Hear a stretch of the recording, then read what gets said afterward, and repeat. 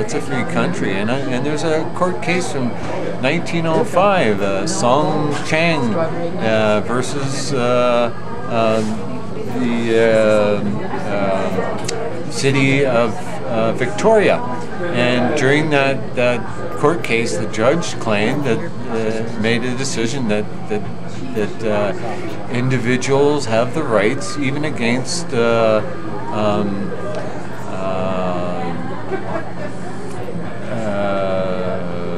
I think of the word is the British subjects, and that we all used to be called British subjects up until when King Edward gave us the 45 sovereignty back to Canada. Now, all you have to do is claim sovereignty, and you're no longer a subject. They can't force you to be a subject in a free country in a free world, and as such, you're not liable for driving without a license or driving without insurance.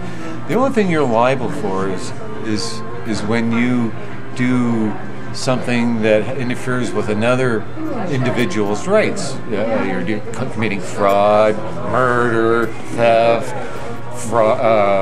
You're deceiving someone over money or something like that, or you cause someone harm, bodily harm. So you were saying you went into court prepared to do something today. What was the court? Why were you there? Was the court demanding you be there today also? No, I agreed to come to court. See, I did this on purpose. 10 years ago, I predicted I would come to court using their laws and their regulations and use all their words against them. And that's what I was there prepared to do. And the government feared what I was doing, and they withdrew all the charges because they didn't want the public to know that you can claim sovereignty and that they have no rule over you when you do that. And as such, I basically proved that today. They gave me no reason why they withdrew charges. They just withdrew charges. They said they no longer had an public interest in pursuing the matter. Yes, so they withdrew charges. They didn't dismiss the charges. They withdrew them. There's a difference between dismissal of charges than withdrawing the charges. By withdrawing the charges, they gave me no opportunity to confront the charges that were against me. I have the right to due process, and I have the right to make a claim that those charges are false. And that's what you're going to do? That's what I was going to do today. I was going to claim that the government has no right to govern me as long as I'm not causing harm or fraud to any individual or a combination of people, corporation or whatever. And I was not committing fraud. My identification plate clearly stated that I was a sovereign Canadian, not a sovereign citizen. You can't be a citizen and a sovereign at the same time. Sovereign means self-government. Citizen means you accept government rule. So you can't be a sovereign citizen.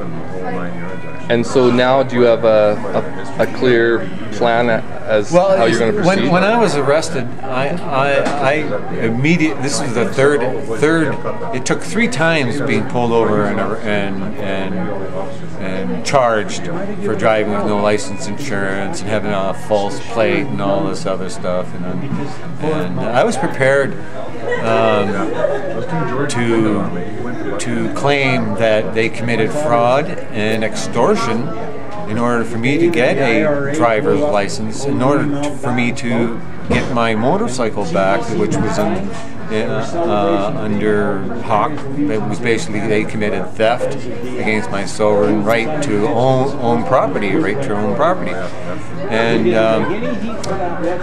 so I'm at a great loss, not only in my time, but I put out enormous amount of money to get my property back. 3 times being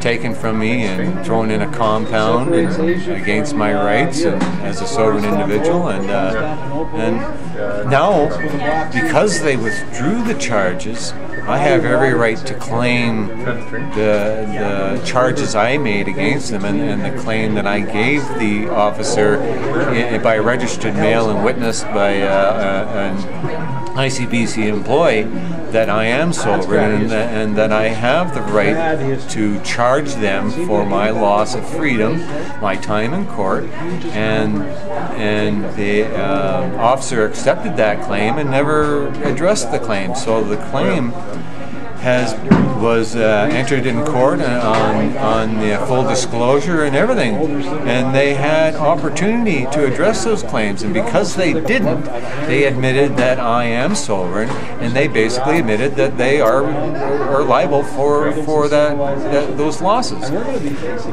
In those losses, with my claims and my affidavit and the right to charge them for my loss of freedom, before I was even put in jail, because I knew they were going to put me in jail, was a claim that I have the right to charge them for $10,000 for every day for my loss of freedom. And because withdrawing those charges, they're fully liable for them now.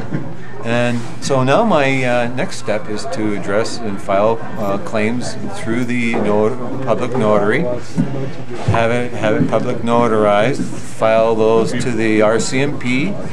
They're responsible for all my losses, including all the compound storage and all the fees for my for the license that I was forced to get by extortion in order to get my vehicle back. This last time it was impounded for 90 days, and it would have cost me almost $2,000 to get my Harley Davidson back, which is worth a lot of money, far more than $2,000, but $2,000 is a lot of money to impound and put on an individual that's lived in poverty for the last 10, 15, 20 years.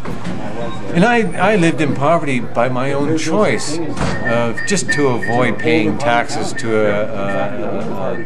a runaway government that doesn't deserve to be paid taxes. Through my investigation that it's a corporation, and the whole thing's a fraud committed by the Law Society, as far as I'm concerned. And that's where I was prepared to take it today, right to the Law Society. All right, well, I hope you'll be in touch with Pete, and I'll be in touch with Pete, so Sure. he'll let me know when you proceed ahead. And probably actually, what I can do is take a video of myself and send it to you through email or something like that, and I'll read off all the claims that I was going to submit in court today for your record. Yeah, that would be great. There was 12 claims on top of the claims of sovereignty and everything else today that I was going to present in court today and force them to address.